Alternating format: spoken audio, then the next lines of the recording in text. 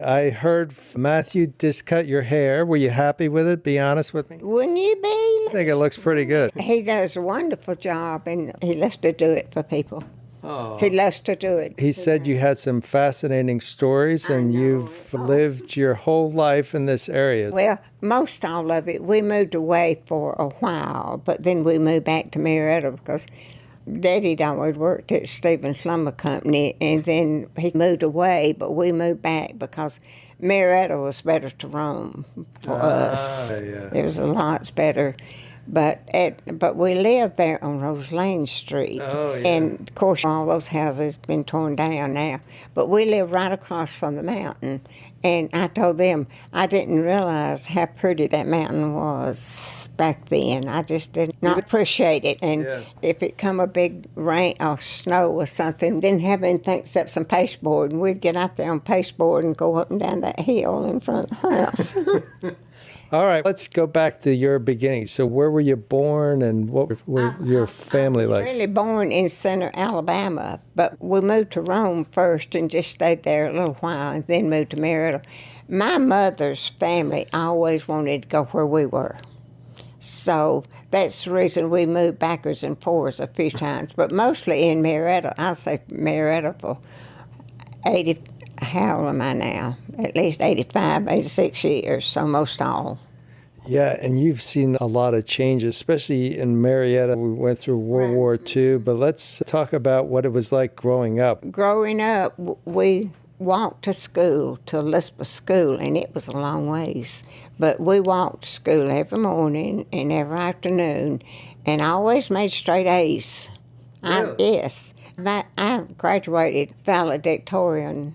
Year was that, if you don't mind my asking? At that time, we had it a ninth grade and the high school, regular high school, and I graduated in the ninth grade. So I guess that would have been about 1947 or something like that. You were born during the Great Depression.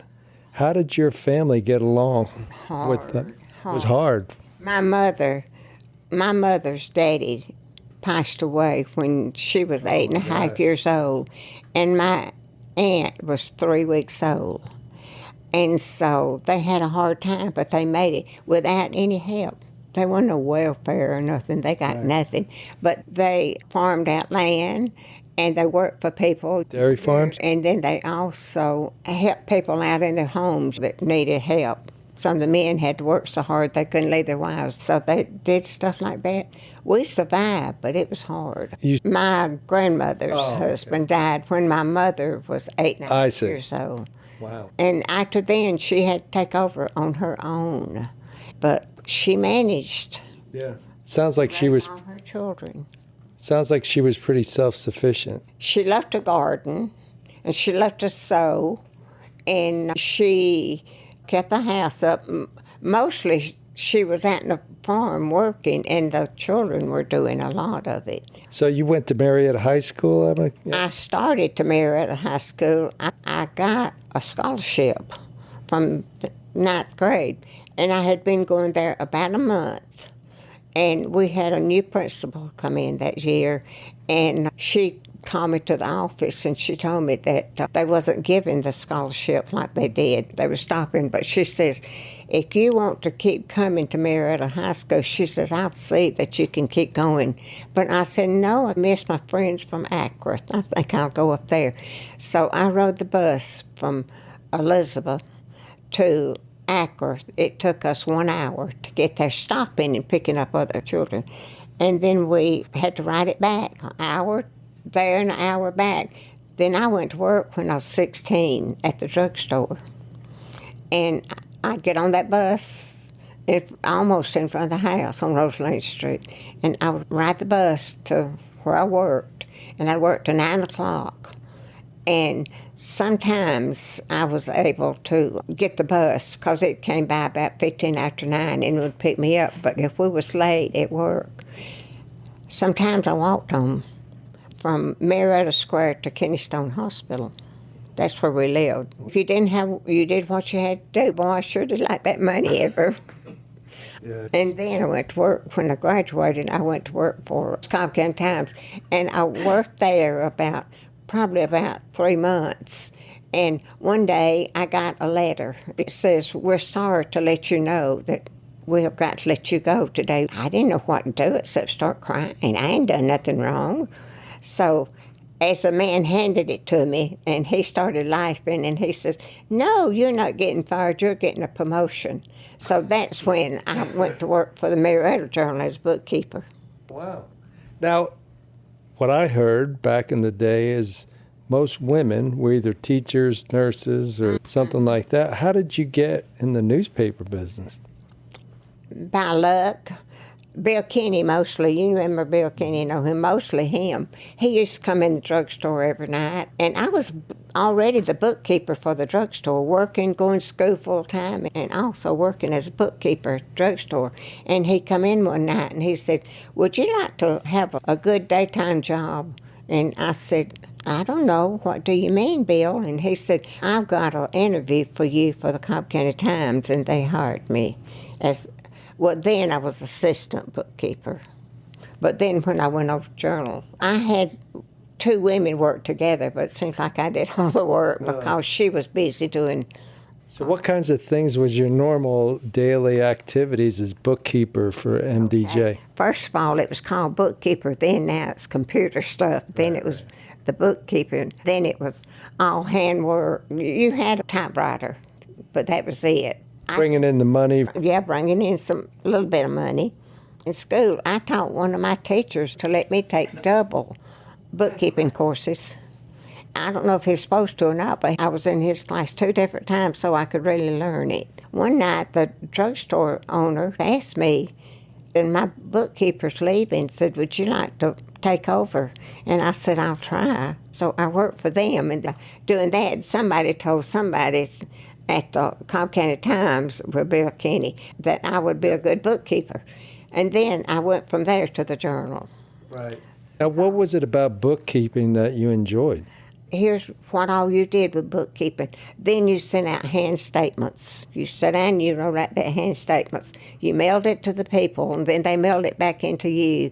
Sometimes they come in and paid in person.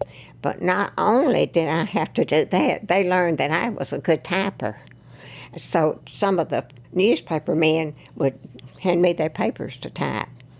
And then there was another guy that worked there, Robert. What was Robert's last name? Robert, that older guy. Felton? No. And I got where I stood by and watched him if I wasn't working. And the first thing I know, he had me helping him proofread. So I could proofread and I could type. But I didn't never go out and I did go out and get a story. Do you remember me telling you I had that little weekly news column? Mm-hmm. What was the news column about? What was the news column about? Oh, it was about news in the neighborhood.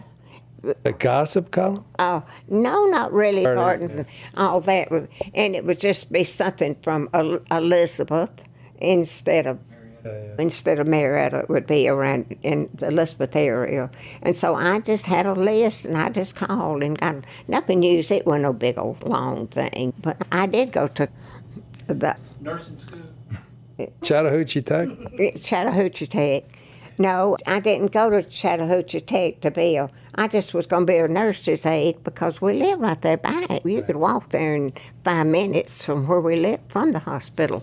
Late 60s. Todd, go bring that box out there. I took that course, and then I was going to go to work there, and that woman, one of the nurses that taught me, she came in and said, "We need you in the EKG department, not as a hospital worker. We need you as EKG operator."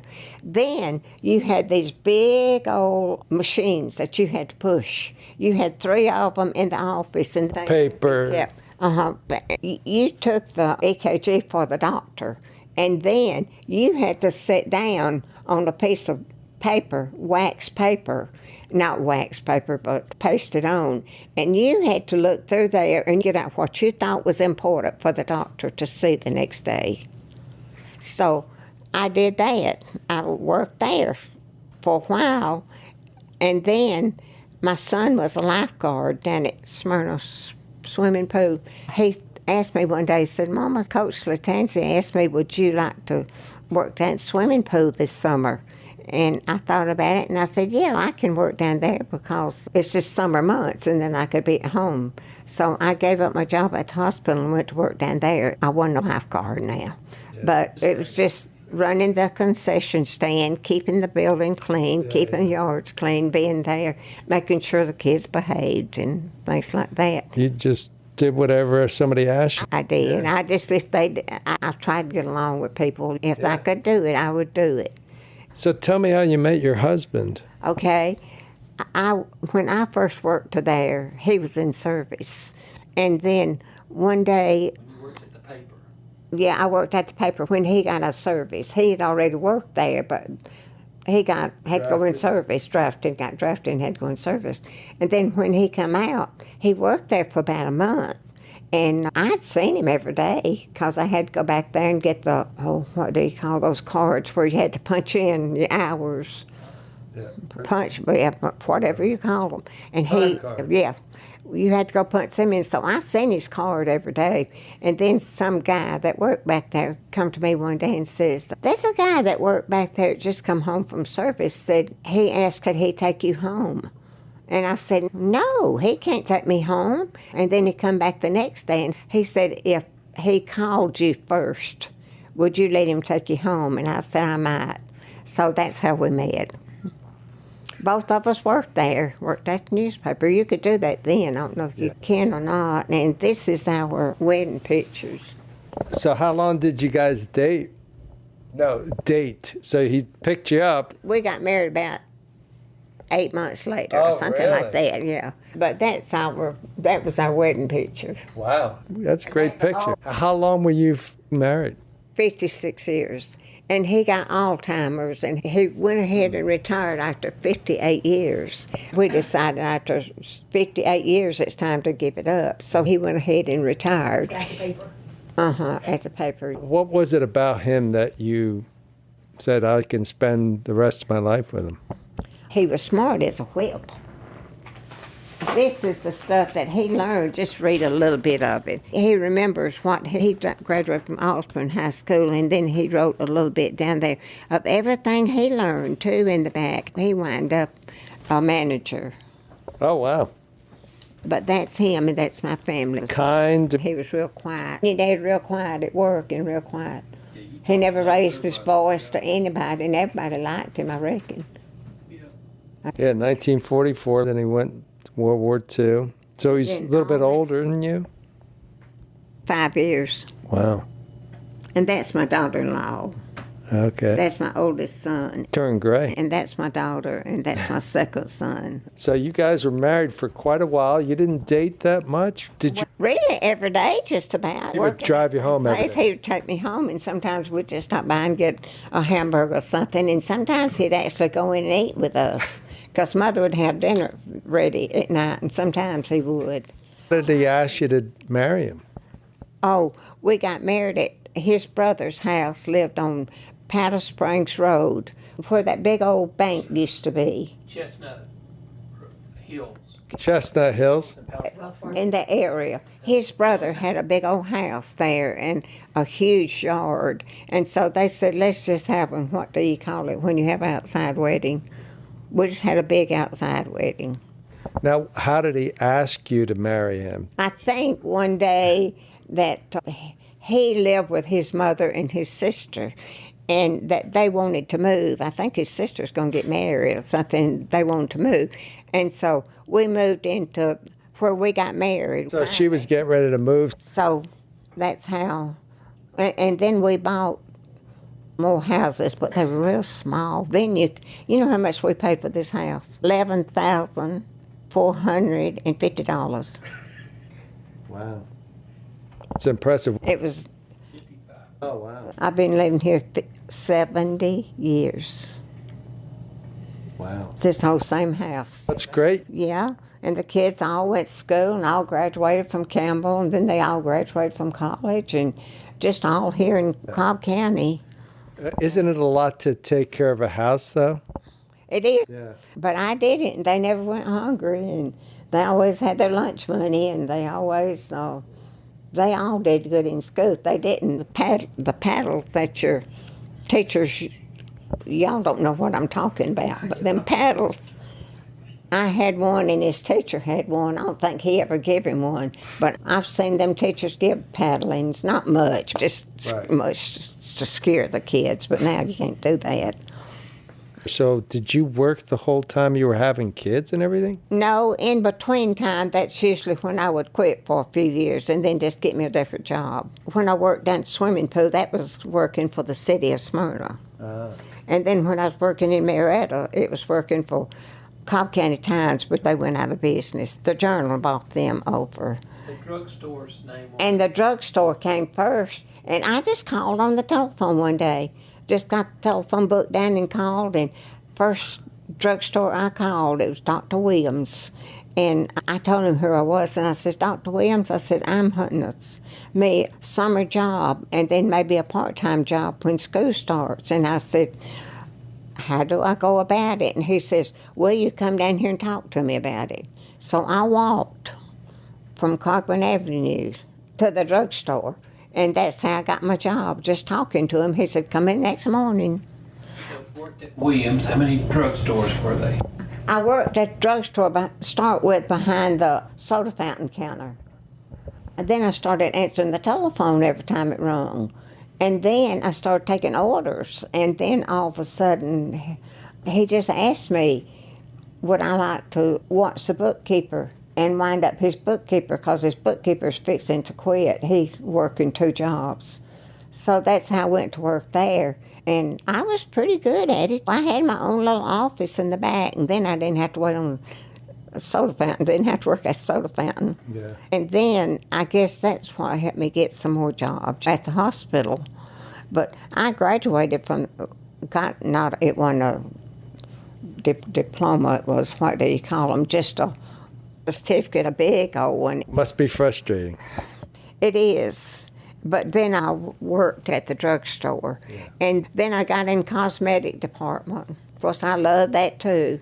And then he just asked me to be the bookkeeper before he did the cosmetic department.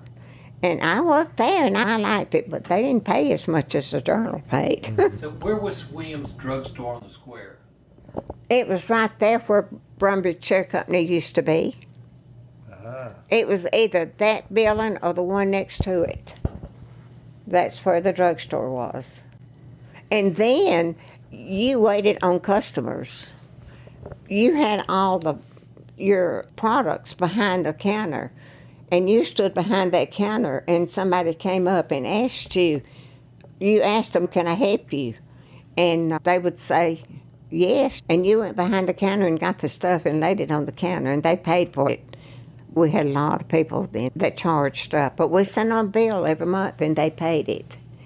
But then when I worked at the swimming pool, the kids was old enough that they could stay here by themselves and walk down to the swimming pool in the afternoons, but they stayed at home in the morning and slept. They were like 12 and 15 and 18. So tell me about the MDJ. You must have seen a lot of interesting characters. I couldn't start telling you all that. Comes to mind. Oh, yeah. They went up to the courthouse to get the courthouse stories. And the ones that went up there, they're the ones that came back. Most of them would ask me, would I type the story? And I'd type it for them.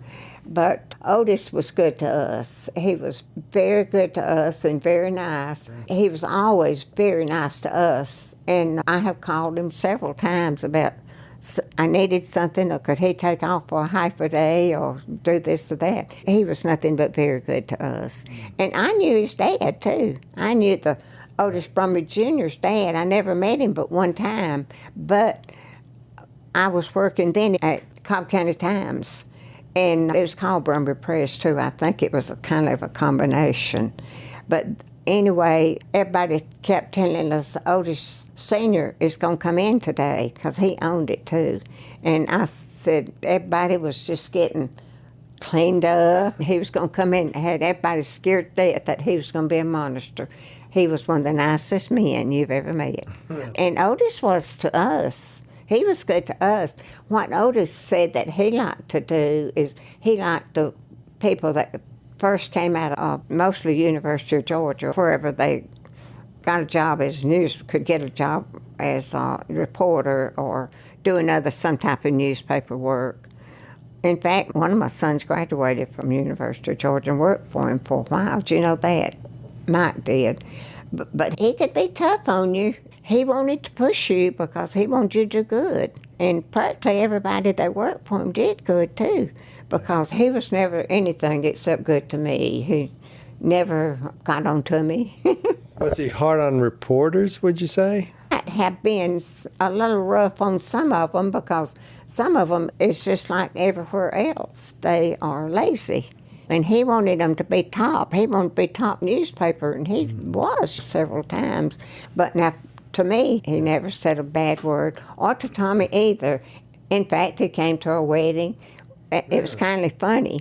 We didn't send out invitations when we got married. We just told everybody at the Journal and everybody around there, even Harold Willingham. You don't remember him. No, I interviewed folks that live in his house. Even them, the people that we knew all around there. I just said, come to our wedding, when it was going to be, what time. And that Powder Springs Road was just packed with cars. Really? Everybody I think we invited come. We had this one man, he was called the janitor, but he was a good person. Now he'd be a custodian. But he came. I invited him, and he came and brought his wife. So what happened to Dad on your wedding night? Oh, yeah, the wedding night. We was going around, Bill Kenny's the one that did it. They put tin cans on the back of my car, my husband's car then, to ride around the square where the police stopped us. And there was Bill Kenny right behind him. He got us out of it. And I think the time we finally left, the police was laughing at him for doing it. Backwards. And that's when the police stopped.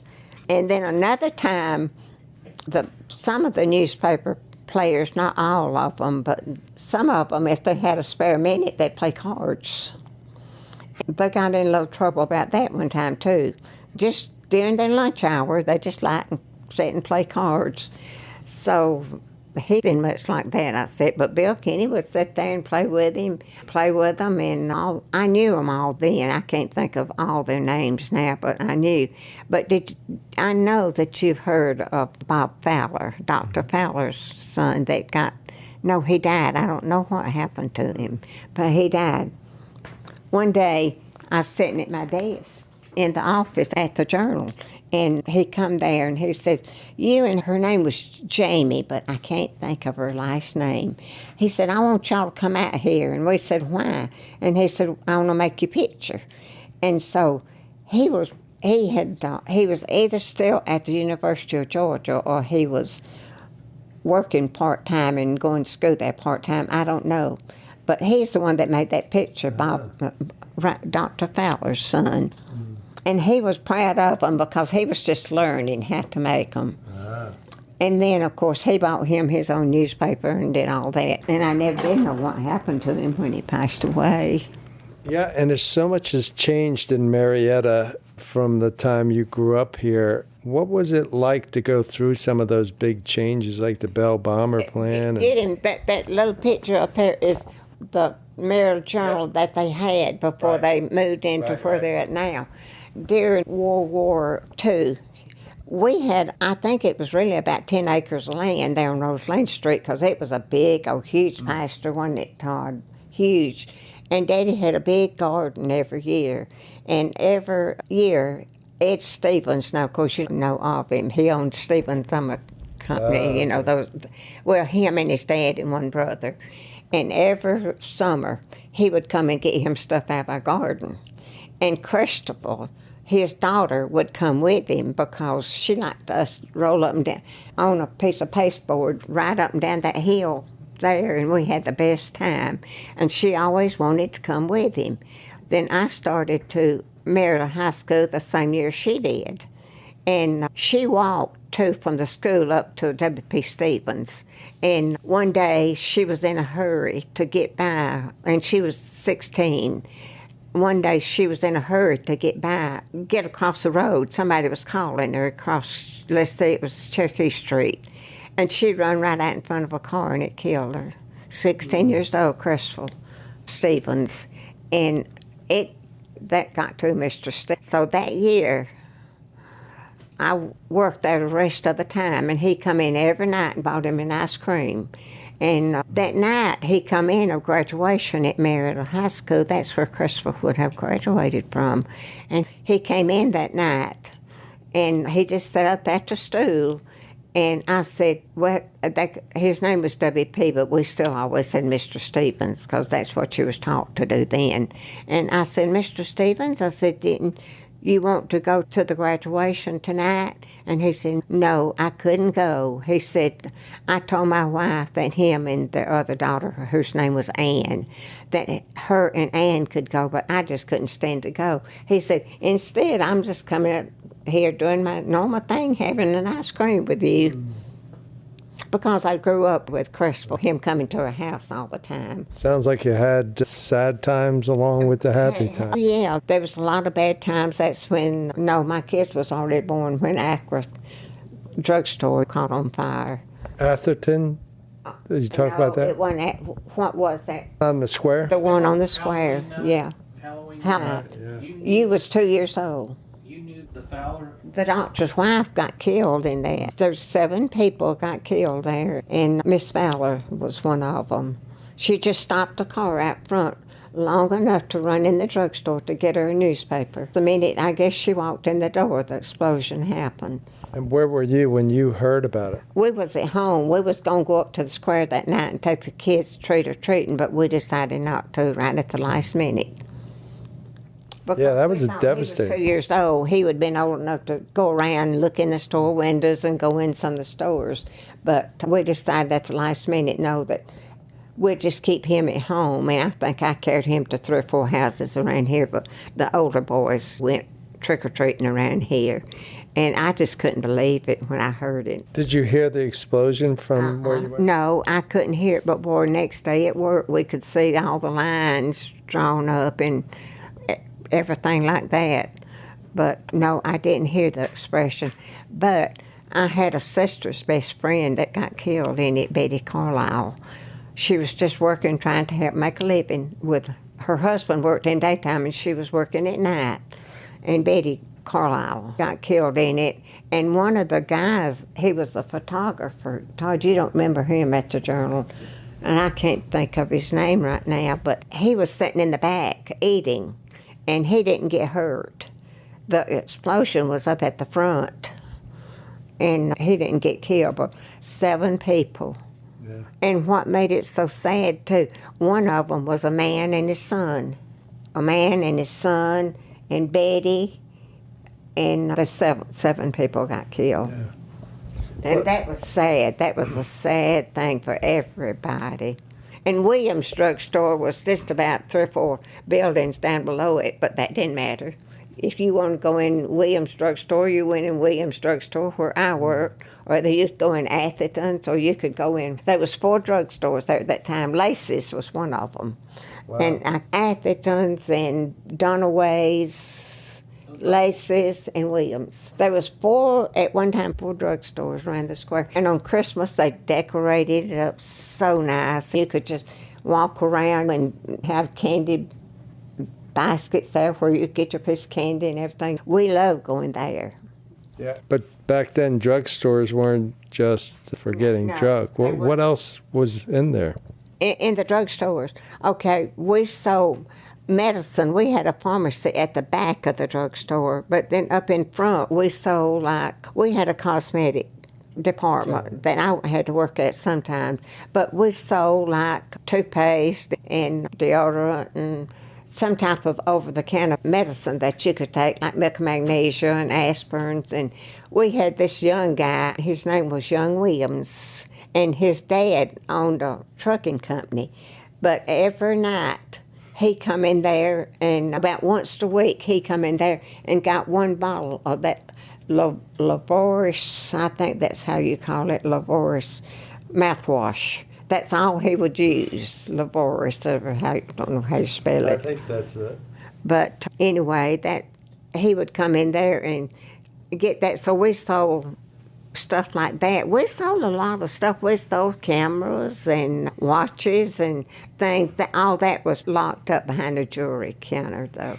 But, Jimmy, you had to stay behind that counter. You couldn't go out in the middle of the store and wait on somebody.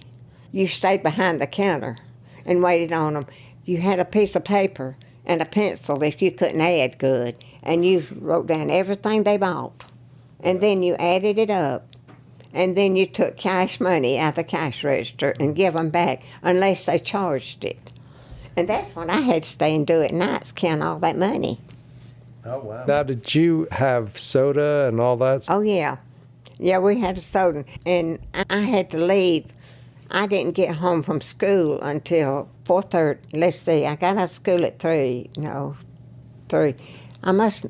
Anyway, I called the bus. A bus run down close to the house. I drove it to the drugstore. Just got there about 10 minutes for time to eat. And one time, I just usually get me a pack of crackers and a Coke or something. And one time, Dr. Williams says, we're going to start selling sandwiches and hot dogs. And he said, and you're going to have to be responsible for buying it. And so I'd go get a head of lettuce and big old head of lettuce and tomatoes and all types of lunch meat. And so one day I was just up there eating me a pack of crackers and drinking a Coke. You got your drinks free, but not your food. And I was just standing up there eating a pack of crackers, and Dr. Williams walked up to me and he said, how come you eating a pack of crackers? Why don't you fix you a sandwich back there? I said, your food's kind of expensive. And he says, not to you, it's not. He said, get you a sandwich, because he knew I didn't have no money to buy that big sandwich every night. I think it was just hot dogs and different times the same cheese, grilled cheese. Yeah. But I didn't do it every night, but maybe once, twice a week. If Mother didn't have time to feed me before I left, he would insist I get me something good to eat. None of my bosses never said an unkind word to me. You remember Camel High School, of course, still over here, when it used to be down there. You remember Coach Latanzi, he was the baseball coach. And he was in charge of the swimming pool, but I was next to him. I had to watch after it. He just came by about once or twice a day and checked on everything. And so that's when I worked down at John Gore's swimming pool, and Lord, was that full. Yeah. That swimming pool was full every day in the summer, and I worked 12 hours a day. The kids get out of there, their skin is wrinkled. That's mostly when they had to stay here and fix their own food. And yeah, we didn't mind that 12-hour day. It's just in the summer months, but I had to go in every morning had to be there about 15 till 9, and I worked till 9:30. How many hours was that? The swimming pool closed at 9:30, and I stayed down and didn't work. Now, I fixed the kids was lifeguards all down there. I don't know if you was or not. Larry and Mike were. I'd fix them a sandwich for lunch. Had a lot of sandwiches back then. A lot of sandwiches. They'd had sandwiches and beans and cornbread. Tell them about your driving experience. About what? Driving. How you learned to drive. You know what Austell Road is? One morning I just got up and told my husband, I said, if I have supper ready tonight and eat, will you start teaching me how to drive? And he said, I don't know, I'll try. And I learned how to drive in 3 weeks, just going up and down All Good Road, up and down it. And 3 weeks later, Elizabeth, my sister, went and got her driver's license at Canton. So she goes that Saturday and gets her driver's license. And when she comes home, I call her and I said, will you come and get me and take me to get my driver's license? Yeah, I didn't have to parallel park. She said, yeah, I'll take you. And I studied her book all the way up there. I sat and I studied it and I studied it. And I passed the driver's test, and you wrote it then at the same time, and I passed everything and got my driver's license right then in 3 weeks. But, buddy, that 3 weeks was long hours, too. How old were you? I didn't get my driver's license till I was 20. That's the reason I had to get rides from anybody I could. You know where Rose Lane Street is. You know where Cogman Avenue is. Cogman Avenue is that road right off Rose Lane Street where they built all these doctor buildings. It was a big old tall building. I took care of my mother and my aunt for about 12 years. after they moved down here in one of the houses, so they'd be close to me. I looked after them for about 12 years because Amy moved there when she was 78 and she died when she was 90. My mother lived almost 97. So you had to keep an eye on them? Oh, yeah. Big burden. I moved down there with them for a long time and took care of them. And then, of course, he rented it out to somebody else when they moved. But this street was, when we first moved here, it was only 2 lane. And the kids left riding their bicycles up and down the road. And they got by with it, I reckon, because they've all told me they've been all over the place on a bicycle. And I'm sure that's when I was working. Did you enjoy working? What was it about working that you enjoyed? I just always enjoyed it. It was everybody had a job to do something. And I don't remember what you was supposed to make up your bed. But I would get up every morning real early and I'd fix them their breakfast and I'd leave it on the table. And then Sandwiches? for breakfast, I'd fix them maybe cereals and bananas or something. And then for lunch, I'd leave them a sandwich. And then they got to walk down to the swimming pool in the afternoon to go in swimming. And then I had a car by then, didn't I? Yes. Yeah, I had a car, but I couldn't leave the building to come and get y'all to take you home. You had to walk because I couldn't leave. That something would have happened if I'd left. Supper. Soup. Soup? That's the reason you don't like soup. You can make it on the weekends, but I worked 7 days a week. You worked a lot in your life. I work, but yet it don't count up. But I did work a lot. And not only that, I sick for a lot of people around here, and I never did charge them anything, but when they're sick, because the people around here, when we moved here, were getting older. And so many nights, I'd get the kids in bed and go spend the night with somebody that was real sick. Todd, Miss Bird, and Mr. Bowles, Miss Bowles, Ruby, not Ruby Teen, and then there's somebody else down there on Elizabeth Street, but I can't remember them. So I never did charge them anything. I just get the kids in bed and go there and sit up so that person been working on them in daytime could get some rest. Yeah. What was your thoughts? You integrated the swimming pool, integrated schools. What was that like for everybody? I might get in trouble if I told you some of that. Oh, you can. Yeah.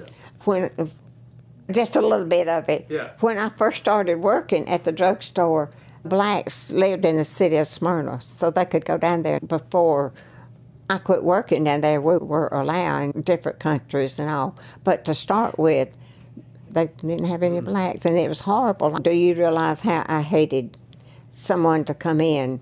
And I had to ask them, do you live in the city of Smyrna? And if they said yes, some of them would say yes and say, no, you don't. We don't have any that lived in the city of Smyrna. Relatives? No, we didn't have any. No one could go in.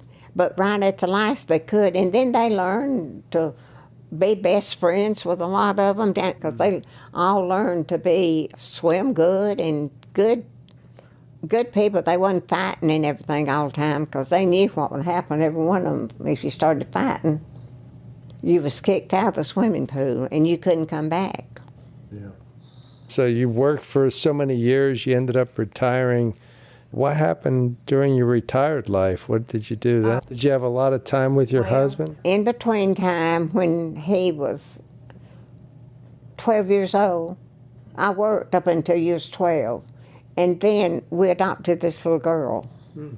And she was, how was she? She was a year and a half. It was a pitiful case. It wasn't just run out and get another kid because you needed them, but it was a real pitiful case. We adopted her, and after then I just stayed at home and raised her. And my husband told me one day when I was working that swimming pool such long hours, he said, Becky, he says, if you will give up your job and quit working, he says, I can work all the overtime I want to. He says, working is no problem for me. And he says, I'll work if you'll just stay at home and keep the kids. And he says, and do everything in the house. He says, I'll do the yard work and I can work any hours I want to. So he worked a lot of hours too.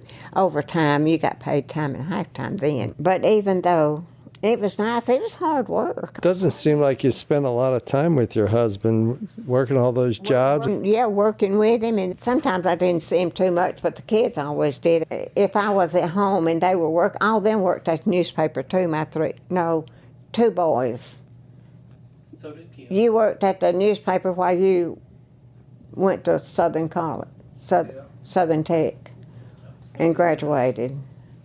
Then you went on to get 2 other degrees, so I was tough on them about their schoolwork too. But if they didn't do their homework, asked him, was you allowed to go outside if you hadn't done your homework? We could not. And because of that, 2 of the boys graduated with honors. Larry graduated with a B, but he didn't. But Larry played football. But I just wanted to make sure that they had an education and had just tried to grow 3 boys, 3 good boys, and I reckon halfway I did it, Wendy. Now, did you have vacations or time you spent? What did you do for that? We'd go to Florida a week. We usually, my sister and her husband, they rented a place on, what was the name of that place? Jacksonville. It was close by Jacksonville, but it wasn't. Maybe it was. We rented a cabin down there for a week every summer. And besides that, we spent a lot of times when I wasn't working. Tommy was always off on Sunday because they didn't have a Sunday newspaper back then. A lot of times we would just pack a picnic lunch and go up to Lake Ackworth or somewhere up there and just have a picnic, and Lake Altoona, and they'd swim and just stuff like that. We never went on any long trips. Now, when my husband retired, they wanted to send us on a trip, but I told them no. I said no, he won't go. I said I'll go, but he won't go. So they gave him one of those big Brumby rocking chairs. They were pretty expensive. So tell me about the holidays. What was Thanksgiving and Christmas like in this house? Mostly here, just about, Todd. When my sister's kids was all little and all, Mother and Dad and all, didn't they come down here? Yes. Tell them about the Christmas tradition. The what? Christmas decorations. Putting them up. Oh, after Thanksgiving, every night, they climbed underneath the house and got out the Christmas tree. They couldn't wait till the next day. They wanted it out, and so I made them take it down Christmas night.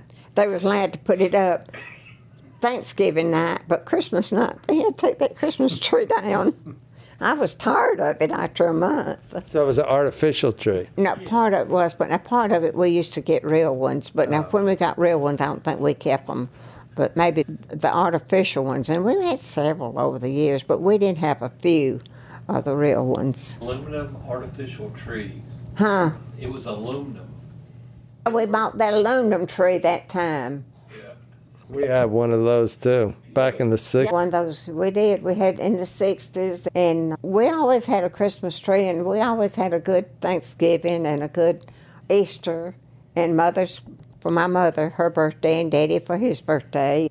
But most all the time, all my family came down here so they could play out in that big old backyard. They just like to go out there and play. Can't go out there now. So you only had the one job when the swimming pool was closed? When the swimming pool was closed, I actually just did different jobs. Part of it was I stayed with people around in this neighborhood that was sick.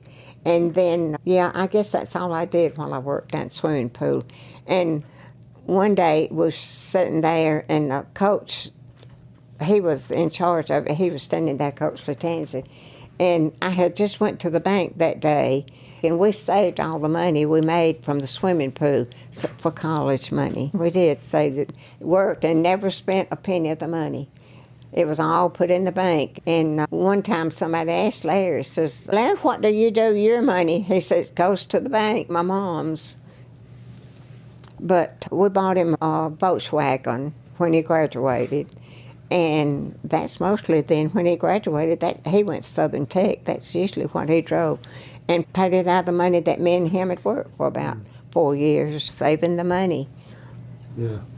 No, you just had me. So what happened when your husband retired? Were you able to travel or do anything? No, because he retired in 2002 and he died in 2008. And I could almost start to tell before he quit that he was kind of getting Alzheimer's like me.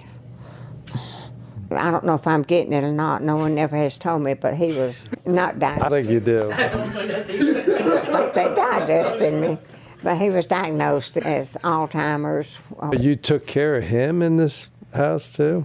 Oh, and it wasn't easy taking care of my aunt and mother that lived down there either. I used to sleep on the sofa. Both of them had a bed close together and had a bathroom kind of in between it.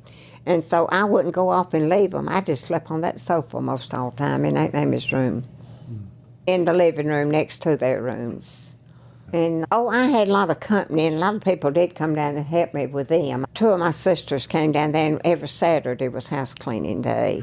And her grandkids, they were all good to come down there and see them, but it was okay. But we had the most time, and that was the most wonderful thing. I look back at it now and think, Kennesaw Mountain, how where we lived, across from it, you could see it perfect. It was on Rose Lane Street. It wasn't right up at it, but you could still see it.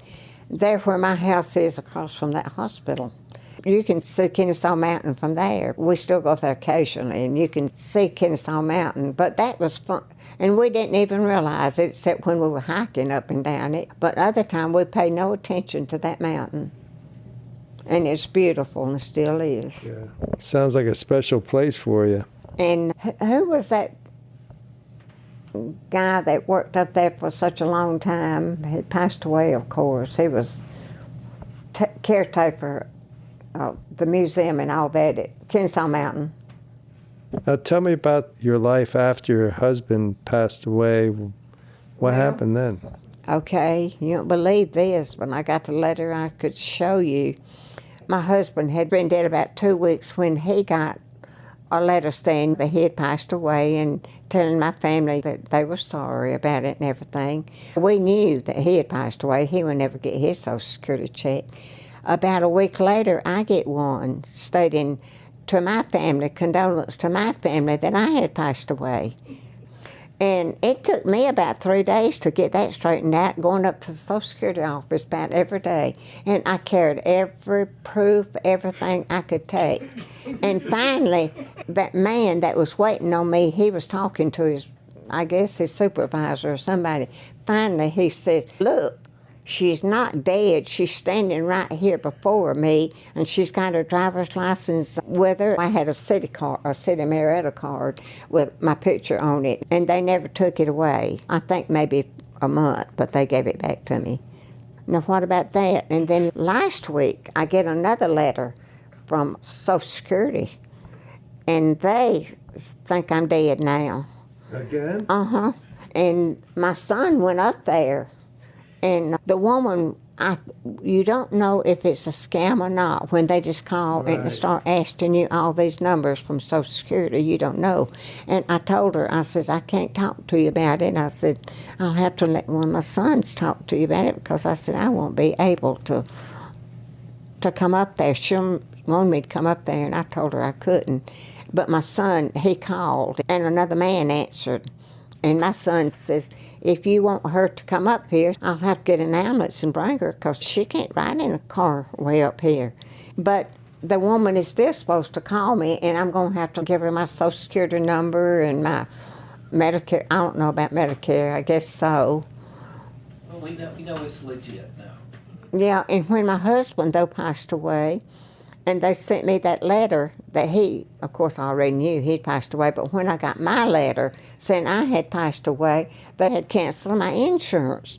And I called the man, and he said, Miss Beasley says it's down here that you passed away too. And I said, but I didn't. It was my husband, and that's when it took me about 3 days to get that straightened out. That's upsetting. Yeah, isn't that though? And then getting through, and then I got a letter from my gas company last week saying I owed, let him know why saying my bill hadn't been paid. Well, online it's been paid. But because it wasn't a check, I'll take that back. I wrote a check that month and paid them. Somebody either stole it out of my mailbox or postman lost it or something. Yeah. I never got that back, $146. But I think it will get straightened out. They'll do you right about that. It's just going to take, I'm going to have to give that woman all that information. Tell me about when you see young people today and you have grandkids, obviously. How do you relate to them? Or your life is so much different. Sometimes I look at them and I think, I can't be this old. I can't be 90 and a half years old. I can't be, because they was just born like yesterday, it seemed. And it just seems like that time has just flew. I've been living here that long. And I guess Tommy and I lived here. We moved here in 55 and he died in 2002. So he lived here 55 years or something. But we really made it better than some people around here. Some people really had it hard. That's the reason I would stay with some of the family that was sick. And especially the woman that lived up above me had 2 sick people at one time, and I used to go up there and spend the night with her and sit up with her mother and her dad and let her sleep a few hours at night. Tell me about, one day the Social Security Administration is going to be right. That's what I wanted to say. I wanted to send them back that letter and say, can't you send me 1 or 2 more checks? I said, what do you think I pay my bills with, honey? That's what I'd call everybody as a woman. She's real nice. I said, if I don't get my Social Security, how do you think I'm going to pay my bills, honey? And that's when she says, I want you to come up here Monday. And I says, I can't come up there Monday. And that's when my Larry went for me. And then she sent me a letter, and she said if I just would call her. And no, said she would call me, but she hadn't called yet. Yeah. You look back at your life and the people you've touched and reached all these years. What do you hope they'll remember about you? I hope that the kids will remember that I pushed them to get a good education, and they all did. But that was so important to me. Yeah. It wasn't to a lot of people, but it was so important for them to try to get a good education and to be able to have a better life than I did. Of course, now this was in Alabama. My mother's dad passed away when she was 8 years old, and her mother had 5 children.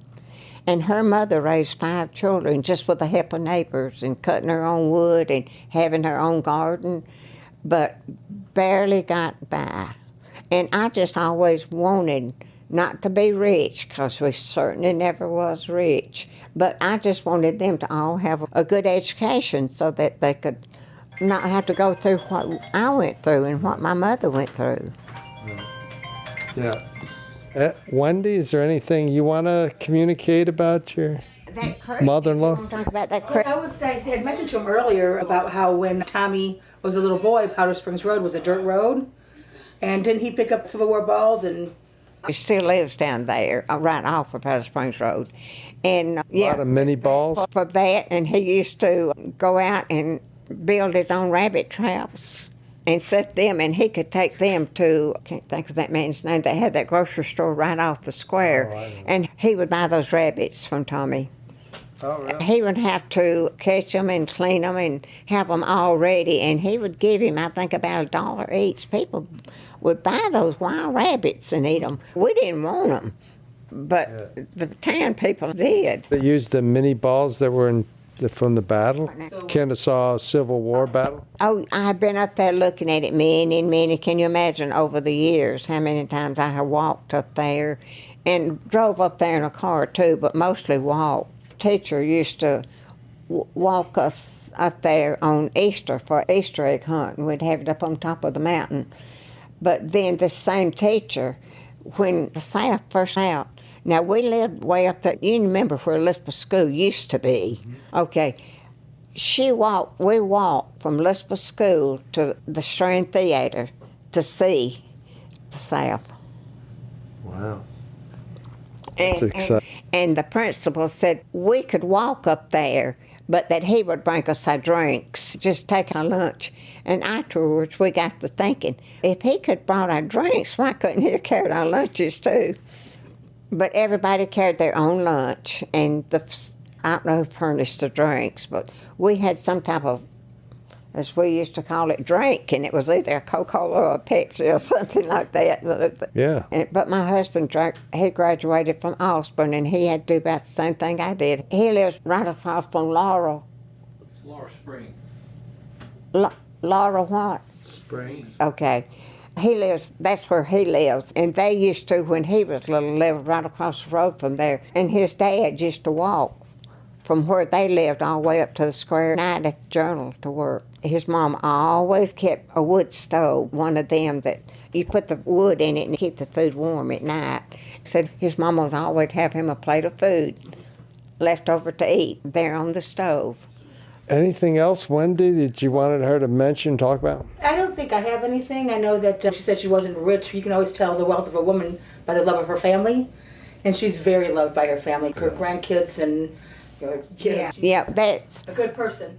a lot of them's buried. Well, over there where Mother and Daddy's buried, my brother's buried there too, and Mother's aunt. But most everybody in Tommy's family, mine too, are going to be buried at Kennesaw Memorial. Mm-hmm. But there was that church cemetery that some of them was buried at up on Sandy Plains Road. I hadn't been up there in years. I'd love to go, but I can't. I had a great time. This is so good to get to meet you and talk to you. Don't you put everything I said in? Sure, maybe me how we dressed while we was in the I want to get a picture of us and go from there. newspaper. Yeah. Now, I wish I could remember her name, but I can't. Jamie. Seems like it was Hillsburg, but I'm not sure. Can you hold the Just say picture up? Yeah, just say her and her friend Oh, great. could go to one of those cafes and get a lunch for them. Becky? You ready? Oh, no. Don't get away from it. No, she's trying to force me away. I told That's you I can't technology. hear good. But what do you expect? How many people live? That's But it just seems like time has passed. Yeah, I don't do Okay. close-ups. So it just seems like it's just been fast. Now that one that Wendy has got a Matthew is really a good picture Yeah, of that was him. I good. hope you got it. Yeah. If you put one in there, you put that one too. I saw it. 'Cause Yeah, he- I'll put that in there. And what about doing stuff like that for people? Yeah. See, I can't reach my hand any higher than this now. And if I try to brush my hair, I have to hold it with a brush, and I don't have to do it. I come and shampoo it and brush it sometimes. No, you were one. It was a pleasure meeting you and the family, and I It appreciate had, and I read the old Marietta. Now I don't take the newspaper anymore, and I tell you why. When Otis Brumby, he died 12 years. He died 4 years after my husband, and he told me, he says, Becky, he says, you will get a newspaper the rest of your life. He says, you will get a newspaper. But then how things went, I quit getting one, so I couldn't get out that road because sometimes they throw it in the road and sometimes in the yard. And I told Tommy, so he takes the newspaper and he just brings it down here to me, and that's how I read that. But I know enough on my phone to look up on Marietta page and look up that. I know enough to do that. Sometimes she helps me, but I kind of know Do you how. remember anything about the old timers talk about Tornado Alley? I remember some grandparents that lived up on Sandy Plains Road that he killed hogs every year, and we had to go have hog killing day, and we was just kids, but we all went up there and helped. Did you get the crackling and all that? Oh yes, get this. How do you get tornadoes out of that? We wouldn't eat them, but my mother and my aunt would. The old chitlins. Right. I never would eat them. I went up there one day, and one of my aunts asked me if I'd buy some, and said they would cook them if I would just go buy them. We did, and I bought 10 pounds, and they cooked them. But I told Mother, I said, I won't eat the chitlins, but I'll eat the biscuits and the gravy. What was the difference? Eating that gravy where they were cooked. What about the hog jaw? Oh, now I'll eat a little bit of hog jaw when you can find it. Not much. I don't eat much of it. Not like I used to. I don't eat pork hardly anymore. I like the beef hot dogs. I'm getting hungry. Getting hungry. No, He's already went down there one time, got something, I forgot what it was. it was a pleasure getting to know you, and I'll let you know when things come out. Okay, and- well, thank you so much. Yeah. Just remember, and I have wondered how many of us is still living, Yeah. but there's no way of finding out, are they? Not that I know of. I seen in the paper that he brought me where Dorothy Ellison died. She used to ride the same bus I did, and she was 90, but I can't, most all of them is gone. We used to have reunions. 25, 50-year reunions, but then all of a sudden the woman that sent me the cards and invited everybody to come quit, so she might have passed away. Yeah. But I'm turning it off. okay. Free audio post-production by alphonic.com.